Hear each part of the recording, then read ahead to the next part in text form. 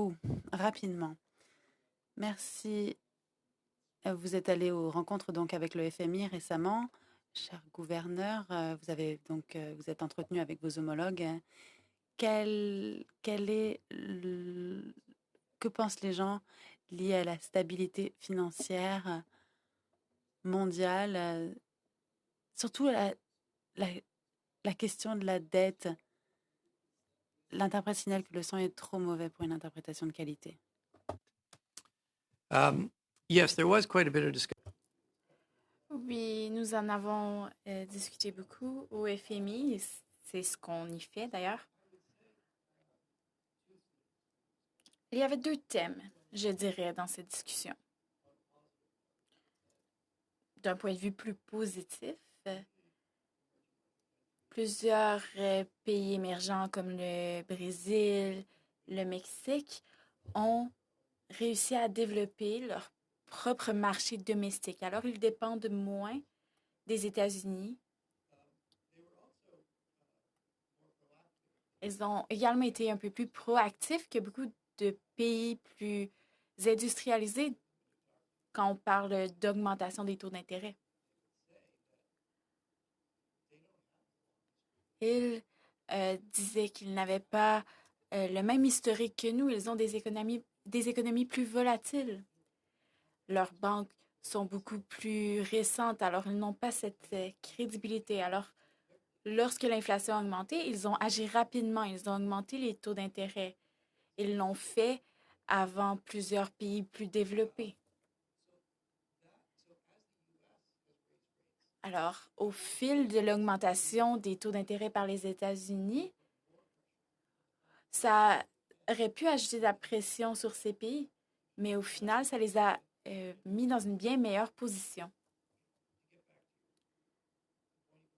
Pour revenir à la partie plus spécifique de votre question, oui, ça augmente.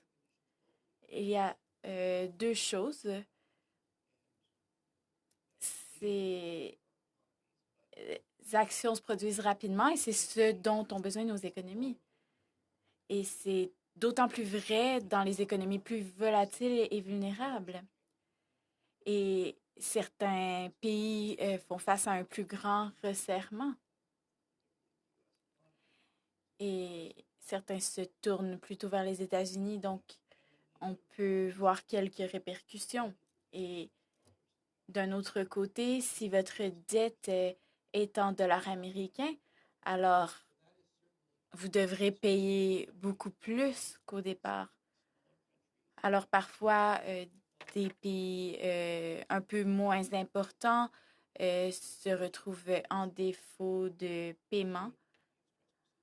Alors, on encourage les pays qui pourraient être plus vulnérables à axer sur la prévention parce qu'ils n'ont pas autant d'options. Ils doivent agir dès maintenant. Ils doivent utiliser les installations alors qu'ils ont toujours une certaine marge de manœuvre. Alors, il ne faut pas attendre jusqu'à ce qu'on ait plus d'options. Donc, c'était le message du FMI. Est-ce que nous essayons d'aider par rapport à ces mesures de prévention?